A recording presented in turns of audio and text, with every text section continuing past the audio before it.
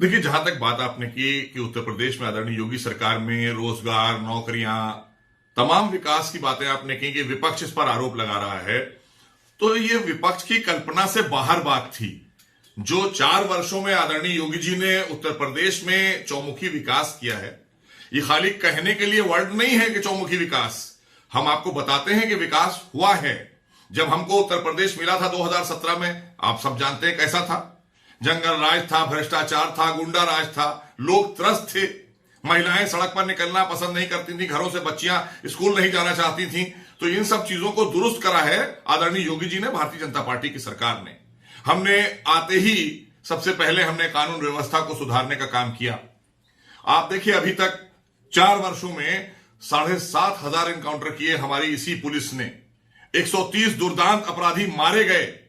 उस पर भी तो विपक्ष आरोप लगाता है हमारी पुलिस पर, प्रश्न खड़े करता है, क्योंकि अपराधियों को महिमामंडित करने वाले लोग थे।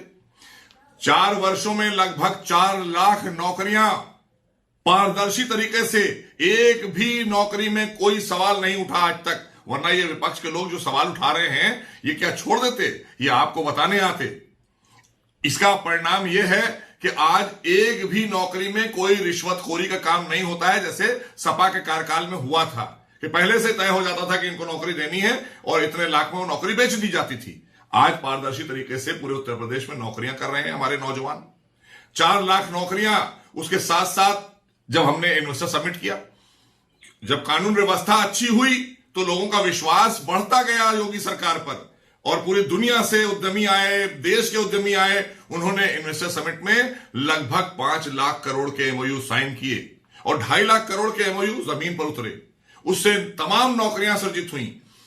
हमने 4 लाख नौकरियां दी, और रोजगार की दिशा में अगर हम बात करें तो 50 से ज्यादा, हर जगह पे 50 का मतलब 50 लाख से ज्यादा हमारे उत्तर प्रदेश के अंदर लोगों को रोजगार सृजित किए हैं इन सारी योजनाओं में।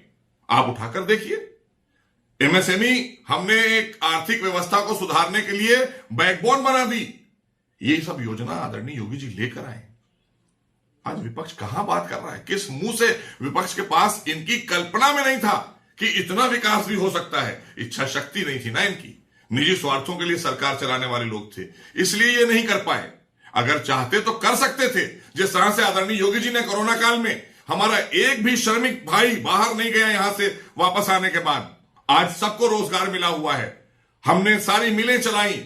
हमारी 19 जितनी भी मिल हमारी, मतलब हमारी शुगर मिल थी, वो सारी मिलें काम कर रही हैं लगातार। कोरोना काल में भी कर रही थी, सारे भट्टे काम करते रहे, और जो लोग आए थे उस समय उनकी आर्थिक मदद भी की गई, उनको राशन भी देने का काम किया आदरणीय योगी जी ने, और कोरोना से बचाने का भी काम किया।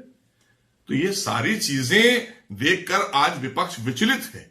इसलिए विचलित है क्योंकि अब इसके पास कहने को कुछ बचा नहीं है। इसीलिए पत्रकारों पर हमले करने लगे कि हमारे मतलब के तुम सवाल नहीं पूछते हो। उनको भाजपाई बता देते हैं, वैक्सीन को भाजपाई बता देते हैं। तो इस तरह की खिसियाहट मिटाने से कोई फायदा नहीं है। ये खींच मिटा रहे हैं वो लोग अपनी। अगर कुछ किया होता तो ये बातें नहीं करना पड़ती आज उनको।